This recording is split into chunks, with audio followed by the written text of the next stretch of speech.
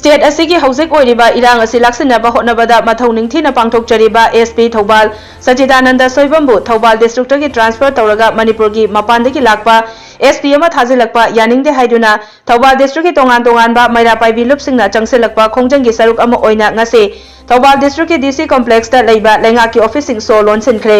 थौबाल अपुनबा मैरा पाइबी लुपना थादोरकपा चेरोल अमगी मतुंग इना थौबाल डिस्ट्रिक्टदा लाकपा था मरी खक्ता ngairiba एसपी अमबु असुक लुरबा इरांग असिगी मरक्ता महाकपु ट्रांसफर तौदुना नन लोकल अमा थाजिलकपा यानिंगदे हाइदुना ngarangdagi थौबालगी अपुनबा इमासिंगना चथरकलिबा खोंजंगी सरुक अमा ओइना डिस्ट्रिक्ट असिदा लेरिबा लेंगाकी ऑफिसिंगदा थोमजिनदुना शोलोनबगी खोंजंग असि चंगसिनबनी हाइरदुना करिगुंबा मियामगी अपांबा लेंगाकना ताबिद्रबदी मखल मखा कयागी खोंजंग लेप लेतना चथरखिगनी हाइरी